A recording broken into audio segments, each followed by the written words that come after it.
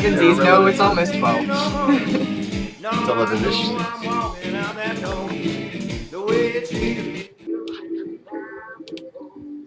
Okay, so welcome to the Lost Begotten Incorrectly Planted Camera. We're doing Two-Witness News again. And today's program is brought to you by Distracting Cute Kittens. Distracting Cute Kittens. They fucking distract you, don't they? See?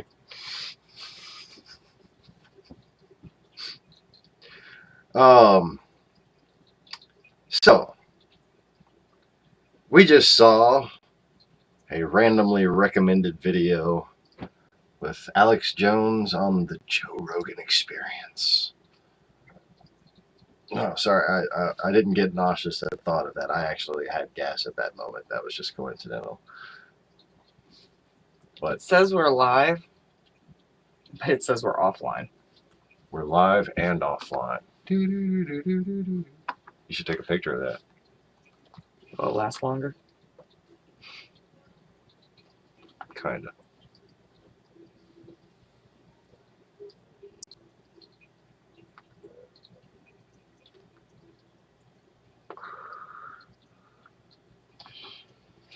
I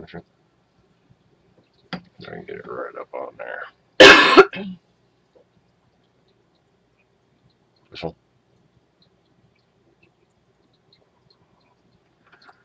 Okay, so we just took a picture.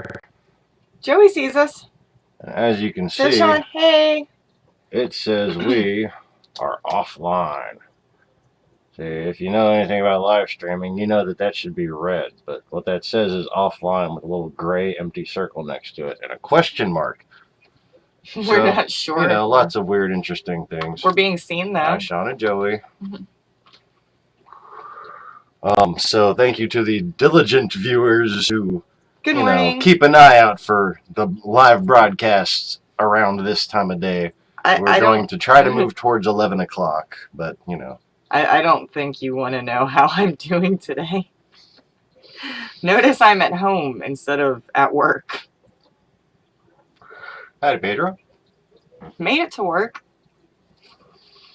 Barely. Yeah, go ahead and get into that story, and then we'll talk about the little Alex Jones special moment. All right. So my brand new O2 CRV that I bought 30 days ago today. I'm heading to the job. And that's glorious, dear. Yeah, we're gonna do a haircut thing on TV to try to raise money for the Save This Old Lady, because we haven't gotten anything on the GoFundMe yet. So anyway, so I'm heading to work, and the CRV starts running a little hot. Which, okay, so I have not owned a Honda before this. This is my very first Honda. So I do not realize that Hondas cannot go above the middle line. They shouldn't. They shouldn't. Something's wrong if it does. As opposed to, you know, other cars where you're like, oh, it hasn't hit the red yet. I think I'm okay and can keep going. So I think I went maybe like 5-ish miles with it like that. Got stopped at one red light. Got to the job site, and boss got there, and I had my hood up, and he's like, well, what the hell happened? Like, fuck if I know. So, I'm like, well, if I go, the temperature dropped as long as I'm going in a straight line and, like, going. So I'm like, maybe if I take the interstate and the back main highway, I can get it back home. Boss is like, all right, I'll follow you. No, I go to start it, and it didn't want to start. So, what are you doing? I don't know. What are you trying to do? I'm trying to open up the thing with the stuff. Okay, you have to unlock it first. Jeez. Get the video out from the radiator. Yeah, so then I am desperately trying to call Murphy's, and he was back here working on this stuff, and his phone was in the living room.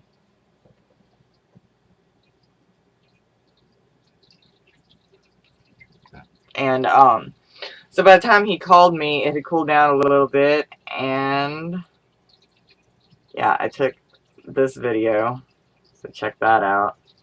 That's my radiator.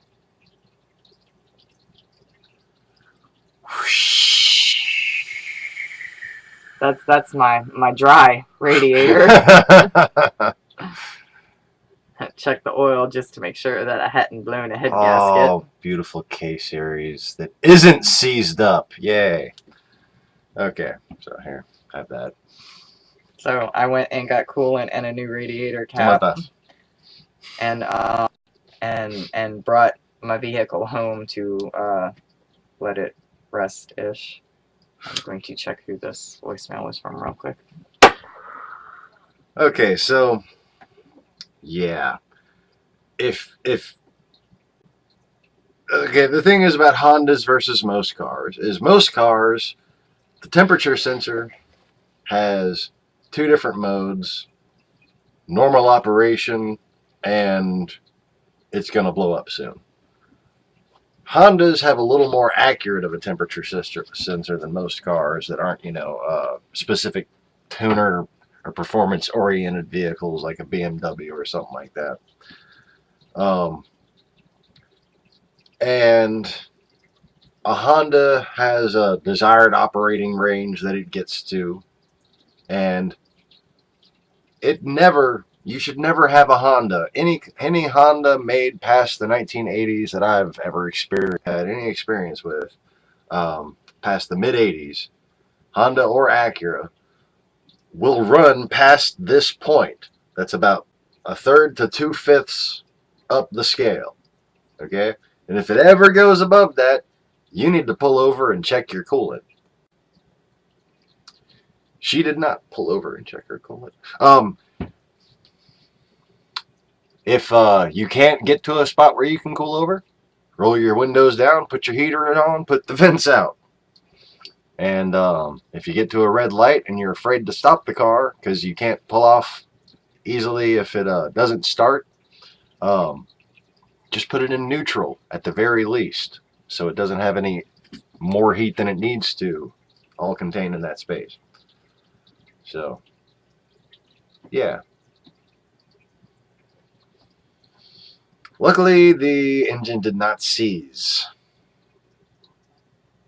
We got coolant in there, put a new radiator cap on there, which I believe was the culprit. Too much evaporation from a bad radiator cap. And it was the original radiator cap. So I'm thinking that was the original coolant. Because we just replaced the original ball joints on there. And they had been missing their boots for so long that they were... let me see if I can illustrate for you just how magnificently foobar they were right quick. Did you just use the word foobar? Yes, magnificently foobar, no less. Sorry, I had to take a call from child's school. No, not that foobar. Hold on. Okay, so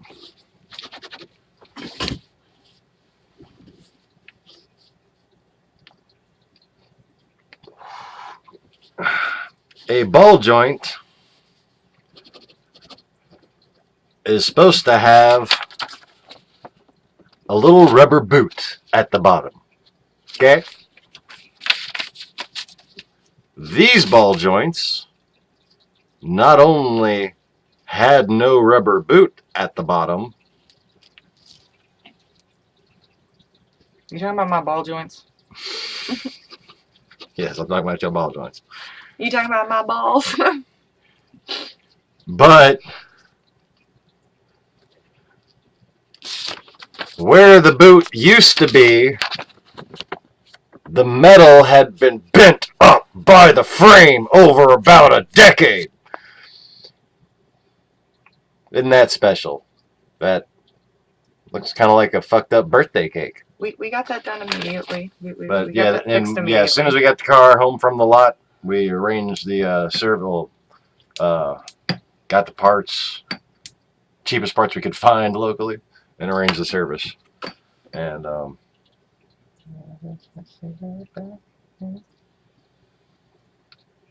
So, we think we have Ooh, 7. Super Chat enabled. And, you know, if we're doing well, we don't need to say how many people we have watching. No, I was just saying. People are actually joining us. You know, we won't pine No, over I'm just noting that you individuals. have better viewers during the day. That's all. I suppose the middle of the night when everybody's asleep. Or give away how much we suck. See, look, now it's 6. There's a troll left just to be a little bastard, because that's how trolls are. Woohoo! Sorry. One You know, is the baby Jesus and Mother Nature aren't good enough for you. Anyways, got my cigarette? Bye, Felicia. Bye, Felicia. Felicia has been bid adieu.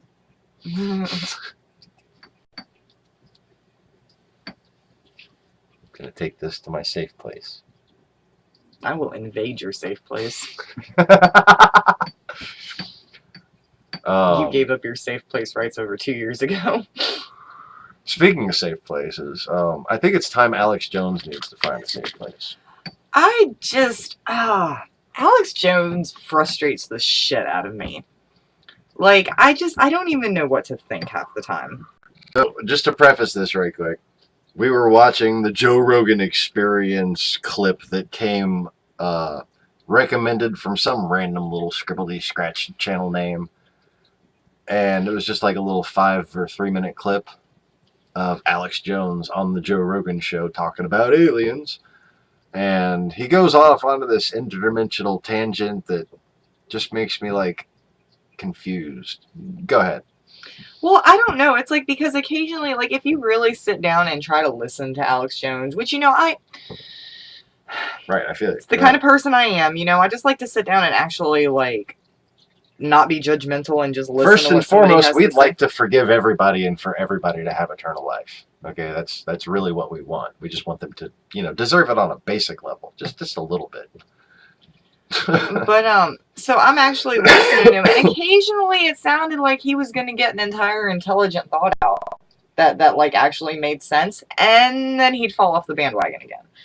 Right. Like, and it's like it's there, but like it's like he's got this little bullshit switch that goes off like every 10 seconds and just spouts bullshit for a minute. He knows the truth, but he like uses it, or he's just so genuinely confused that no matter how much truth he gets, he's still just like so on the side of the anti-Illuminati. Fuck the elites. Isn't that kind of like an... I think it's because of the fucking steroids and the lotions or whatever the fuck he sells. He's like always like all about fuck the elites, but like look what... Who's the elites? Is that the Russian oligarchs, or is that, you know, Coke and Pepsi? Is that you know, like the Islamist fucking terrorist extremist groups? You can't see me. That he just never seems to talk about unless he's going to say something's a false flag. Or, you know, is it fucking people who play the stock market that he never talks about either? He talks about, you know, corporations that actually make shit a lot of the times. He just says corporations in general, just like the fucking Young Turks do. Okay.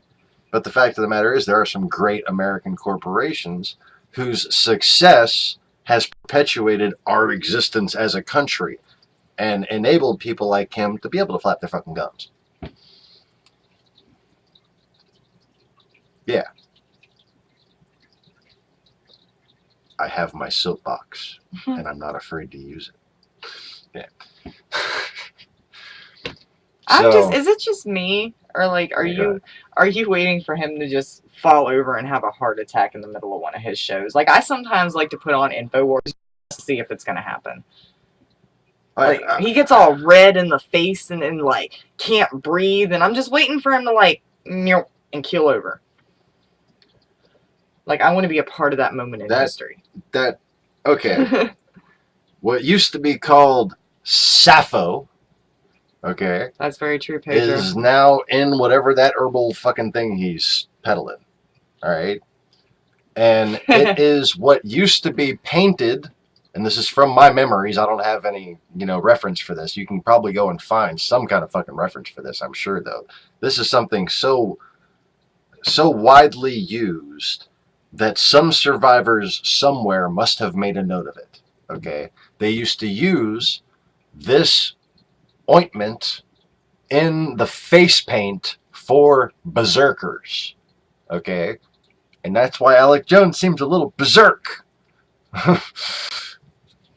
And it's you know, when you start using what essentially makes a berserker, okay, and there's actually different ways that have been devised to make the quote berserker mindset, but when you start trying to adapt that to, say, your state-owned energy drink company, Houston, we have a fucking problem. And that's what's going on up there in the wonderful land of the frosty fuck-alls or whatever. Frosty the fuck off. Can I just like interject something so random and funny, but like I wanted to share it with you, and as long as I don't need paper towels to clean it up. No. So you know how you're always Just don't say I don't know. Green slime. Okay. I know how you're always hollering at me about like being on my phone while I'm driving and stuff. So Becca was texting me while I was driving, so I was responding the voice to text, and I tried to say fuck, and it censored me. It said F asterisk asterisk asterisk, and then I started throwing a fit at it, and it was censoring me the whole time. So I kept sending her the fits that I was throwing, and then I totally screenshot it and sent it on Facebook because that was like a conversation, like, and then I figured like, man, ain't this some shit? Thinking, you know, okay, shit's not that bad. I get fuck, but shit, and then it censored shit. I'm like, are you kidding me? Like, I'm being censored. I wonder what the statistic on, you know, crashes that weren't caused by, you know, people actually doing the thing, but Google sitting there trying to fucking censor them, or you know. I was legit yelling. I probably look like they say Putin and they type pudding. No, not Putin. Not pudding. Putin. Fuck you. Censored. You know, like F asterisk asterisk asterisk asterisk asterisk. P censored, not pudding. What? Asterisk asterisk asterisk. Grabbed her by the pudding. Yeah. Anyways. So, lucky 7 still. And there I go.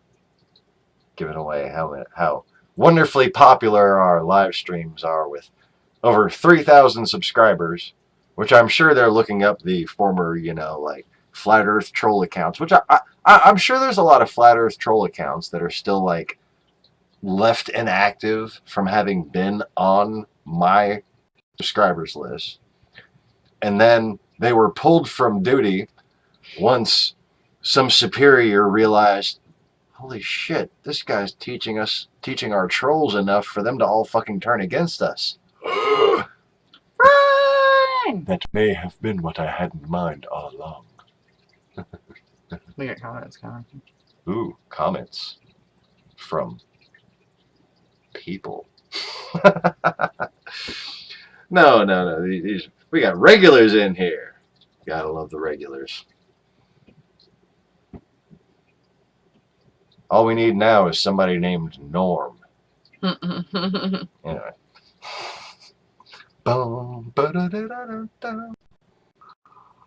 We have 8 now. 8. Welcome, 8th person. How? Do you do? Yeah. Whatever.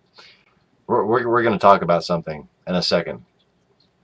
After I eventually drink this sip of coffee that I've been, I don't know, teasing myself with. I'm a coffee tease. Excuse me.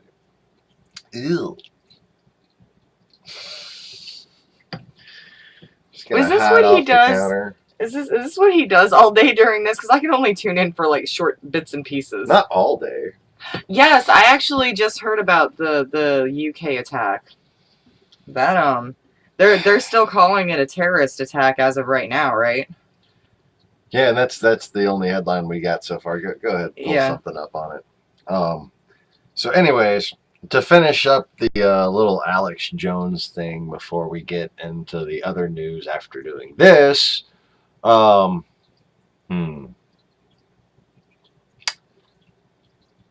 I used to really like Alex Jones.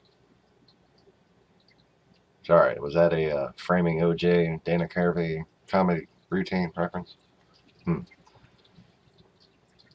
used to really like Alex Jones. See, I never heard of him when I used to live in Texas. And I lived in Texas up until about, 1998.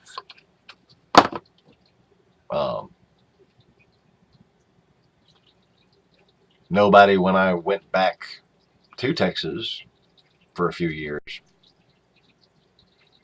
later, had ever heard of Alex Jones having been a local radio host. But we're told by little documentaries here and there and stuff, little BBC News clips, that Alex Jones was a Texas radio host.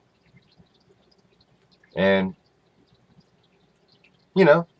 the Texan in me, after 9/11, when I knew something was fucking fishy, with the fucking thermite oozing out of the side of a building, and when thermite doesn't electrically detonate, that's what it does. Okay? Spleeches. Which means that somebody on the inside found it and pulled it, because otherwise it's thermite. It doesn't. It's reliable, So somebody in the building tried to stop it from happening, but there was enough thermite. Anyways, that's not what this is about. This is about how that moment, that trauma, that, by the way, I have tied back to in more than one way, actually both of them, that trauma led a lot of people, not just me, I'm sure, to Alex Jones. And, well, Alex Jones had a lot to tell you. And most of what he would tell you kind of scared you shitless. And I'm not going to go into the specifics about, what he thought about 9/11. Because, this is more about what happened on 11/9. But there's an overarching agenda that I never caught on to, because what he said to me made sense. Because I, like many people, and this is the key factor, this is the key reason, the key, piece of logic that you have to take out of your algorithm that you use to understand the world, okay, that the Cold War never ended, at least in the mind and eye of Vladimir Putin. And considering that he's been basically the dictator of our primary adversary for most of the time, let's face it, most of the time since the Cold War's been over, he's been their dictator. And before that, he wielded tremendous power from other places.